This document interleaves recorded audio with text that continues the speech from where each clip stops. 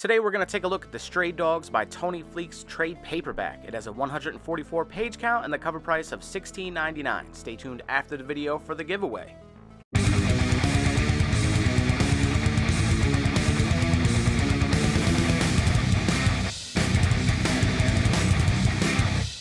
And here we have the Stray Dogs trade paperback. You get cover art from TRISH, FORSTNER, and Tony Fleecs. You get a quote on the front, also from Forbes magazine. What do you get when you crossbreed Silence of the Lambs with All Dogs Go to Heaven? Well, you get Stray Dogs, which is a pretty good summarization of what this book kind of is. This book kind of popped up on the scene because of all the different variant covers it had, all horror themed to like classic horror movies like Evil Dead and Friday the 13th. That's kind of what got me on board with this. I collected a bunch of the issues, but I never read the story, so I ended up picking up this trade and just reading it real quick the other day, so I figured I'd do a quick review on it. So this book is like very heavy on the Disney style artwork and looks throughout the book, which is pretty cool considering how gruesome and kind of violent this story is. Which, considering all Disney movies are pretty fucked up and brutal in their own kind of strange way, it doesn't it makes sense to have this animation style of artwork go along with this story. So this book first starts out and you get introduced to this character Sophie, who's like kind of like a little weird chihuahua, I guess you'd say, dog, and she's at the vet with her owner, and the owner's kind of talking about how like she will have kind of like loss of memory at times and whatnot, which kind of leads to this whole story of all these animals, which I find very good, is like because they're not really cartoonish in a way. They do have a lot of animal characteristics, so like they're very forgetful with things. They don't remember certain things, and that's kind of how this like starts out. So Sophie is like at the vet, and then all of a sudden she's getting brought to this home, and she meets a bunch of these other dogs, and that's where she's introduced to like the main leader of this group of dogs, Rusty, who's like super nice and shows her around and kind of comforts her because it's like her first time coming home to this place, and she doesn't really remember shit because that's just dogs. They're forgetful apparently. But soon after coming to this home, she does find a scarf, and the smells and whatnot remind her of her previous owner, which bring back memories of seeing her owner being strangled by this man. So they don't give this dude a name throughout the book. He's just called the Master. So she gets like this kind of feeling of a memory, and she just starts freaking out and then letting the other dogs know like this dude is bad news. He kills people, and they don't really believe her at the time. Rusty kind of believes her and is like kind of trying to like help her out a little bit and comfort her and try and figure out the situation.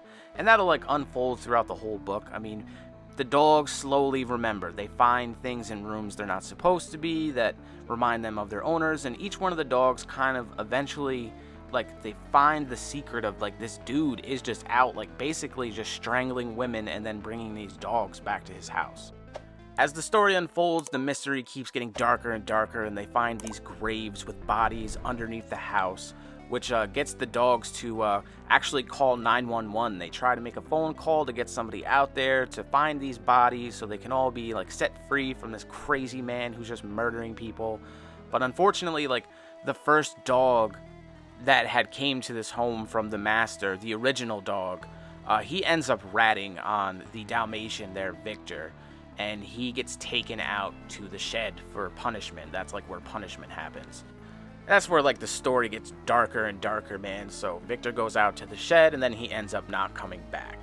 It kind of has like a little throwback of when the dog Earl was a puppy with this Master guy, and you know, he's very obedient, I guess you would say, towards the Master there. He doesn't want to believe these other dogs. He wants to believe that his Master's a good guy and that he's not involved in all this craziness.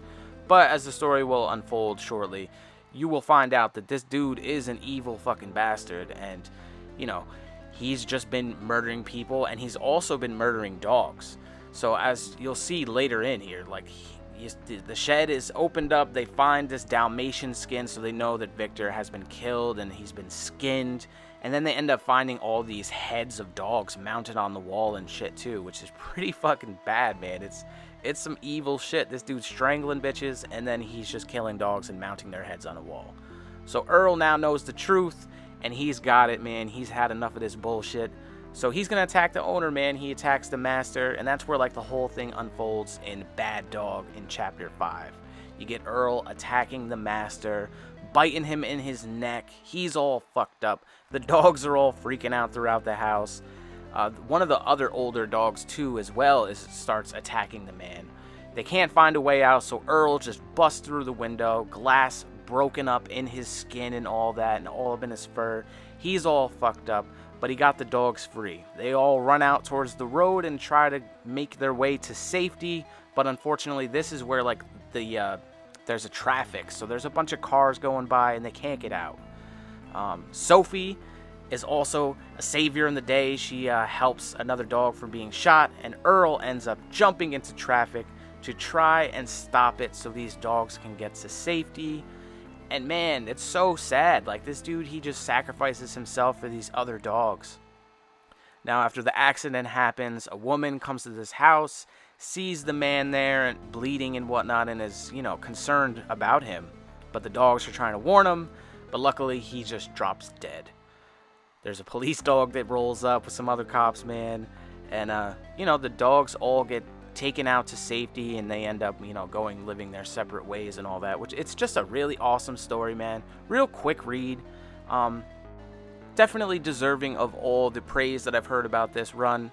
Like I said, very heartwarming and sad. I mean, some parts are super sad, man. Love the artwork throughout it. The Disney style is really cool. In the back here, you get the cover gallery, you get the first 5 issues, and then you get a few of the horror variants, which is pretty cool. I would love to see this in a hardcover with like all of the horror variants, so hopefully down the line that'll come out, or maybe they'll put Dog Days and this together in a hardcover. Let me know if you were a fan of Stray Dogs down in the comments, and as always, thank you for watching. The next giveaway is worldwide. One lucky winner will win the X-Men Omnibus Volume 1 DM variant Jack Kirby cover. You'll also get a Powers of X Issue 1 Diodato 1 in 200 Virgin variant, as well as King Spawn #1 Greg Capullo Raw Sketch variant. To win, you must be subscribed to the channel, like and comment on a video where I promote the giveaway. When we hit 750 subscribers, I'll pick a random video and then use a random comment generator to pick the winner. Good luck!